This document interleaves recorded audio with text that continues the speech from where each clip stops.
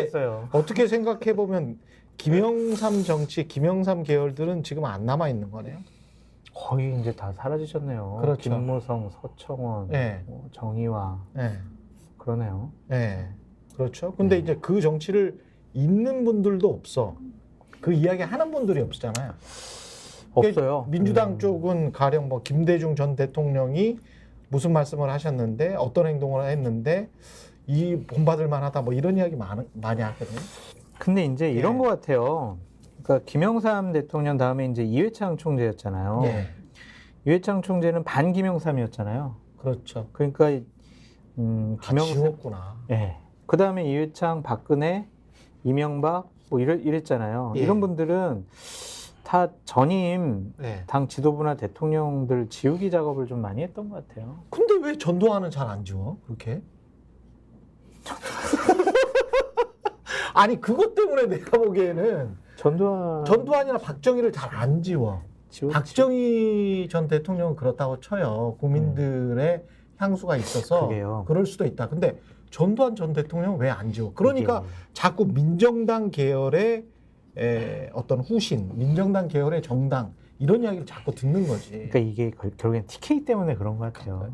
그게 네, 그 전두환 지형제가 되게 커요. 네. 이 두 분은 결국에는 TK 출신 대통령이잖아요. 그렇죠. 여기에서는 일정한 향수가 있단 말이에요. 향수가 있죠. TK에서 전두환, 박정희를 부정을 해서는 네. 어떤 정치적인 입지가 다져질 수 없다라는 좀 그렇구나. 생각이 드네요. 그래 나는 이게 너무 이해가 안 됐어. 전두환을 왜 안 지울? 아니 지워요. 근데 김영삼을 지우려고 그렇게 노력했으면 왜냐면 홈페이지 가보니까 김영삼의 사진도 안 나와.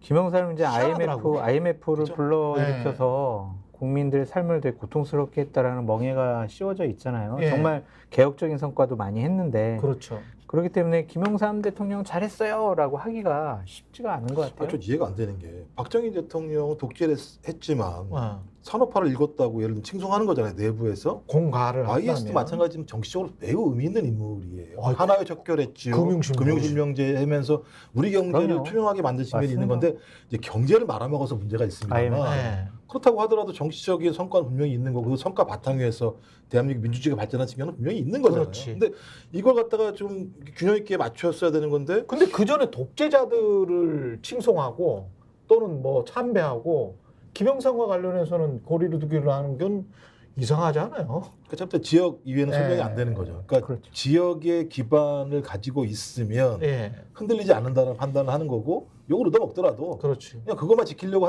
그러니까 지금 선거에 패배한 원인 중에 하나도 그거 아니겠어요? 어떻게 보면 TK 지역의 정치적 의사들 또는 정치인들 너무 많이 반영하다 보니까 수도권 정당화 되지 못하는 측면들이 꽤 많았기 때문에 저는 그 문제를 혁파하지 않으면 그러네. 수도권에서 국민의힘은 이런 우리는- 어떤 또 태생적 한계 같은 게 있네요.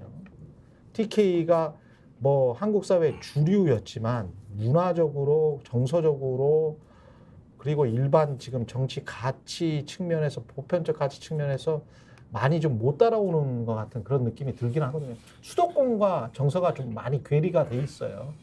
많이 다르죠. 예. 그래서 지금 국민의힘의 비극이 TK 지역, 그다음 PK 지역, 영남권 지역의 의원들이 지역구의 당선자가 64%예요.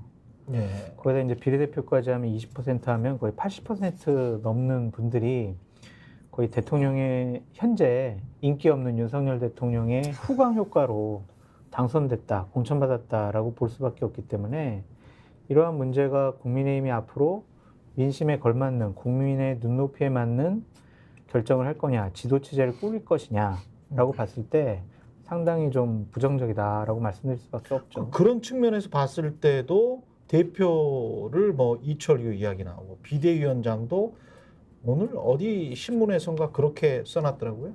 4호선 중진 중에서 아무나. 네. 이게 말이 됩니까? 그러니까 위기감을 못 느끼는 거예요. 그러니까 가장 그게 극명하게 드러났던 예. 게 당선자 총회였어요. 예. 거기서 서로 웃고 떠들고, 아, 웃고 떠들고? 네, 박수 치고 사진 찍고 난리가 아니었어요. 어떻게 그럴 수가 있냐고요. 야, 심하네. 우리는 당선됐어 이거잖아요. 그러니까 민심을 잘 모르는 것 같아요. 그것들이. 야, 큰일 났어요. 그냥 저도 제일 놀라웠던 게 2016년, 2020년, 2024년 수도권에서 제가 볼때 거의 예를 들면 70%에서 80% 깨진 거거든요. 선거에 진 게. 그러면 120석이 넘어요. 수도권이. 거기서 패배하면 앞으로 일당이 될 수가 없어요. 그렇죠. 근데 그걸 갖다가 지금 12년째 이어오는 상황인데 이 구조적인 위협에 대해서 전혀 반응을 못하는 정당이면 죽은 정당이에요. 제가 볼 때 오히려 그 정규재 네. 씨 예. 인터뷰한 거 라디오 인터뷰한 게 있더라고요.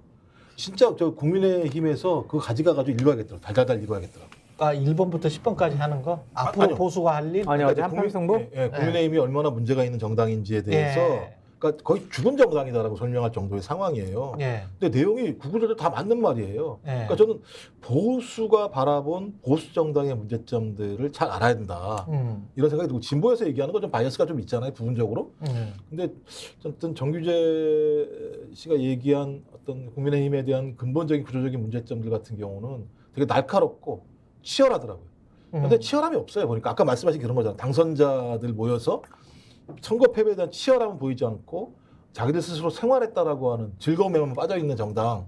이제 그게 소위 정당의 정체성이 없는 정당이 될 수밖에 없는 거죠. 그리고 그런 생각을 많이 하는 것 같아요. 그러니까 그 제가 이제 지상파 있을 때 느꼈는데 가면무도회 정치에 너무 익숙하다. 가면무도회 정치. 그러니까 대략 이런 가면 썼다가 뭐 각시탈 썼다가 하회탈 썼다가 또는 뭐 총각탈 썼다가 뭐 이렇게 하면 국민들이 아 총각이구나, 각시구나, 하회구나 이렇게 생각한다, 믿는다. 그런 국민들이 그 정도로 우둔하다. 그래서 뭐 한 선거 한 90일 정도 앞두고 이미지 쇄신이라는 이미지만 겉모습만 바꾸는 작업 그런 거에 굉장히 익숙하고 그것만이 정치의 모든 것이냐 생각하는 대통령도 이번에 평균적인 국민들이 알아들을 수 있도록 그 말도 이 정치를 별로 오래 하지 않으신 분이 얼마나 잘못된 정치관념에 오염돼 있느냐를 저는 바로 파악할 수 있다. 평균적인 국민이라는 게 굉장히 잘못 들으면 비하적으로 들릴 수가 있고요. 평균적인 국민들이 못 알아들었기 때문에 지금 정치가 그리고 본인의 지지율이 총선의 결과가 이렇게 나온 것이다라는 판단인가? 그건 큰 착각이다.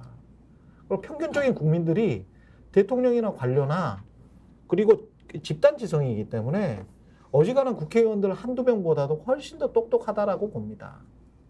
평균적인 국민들이 모여있는 집단지성은.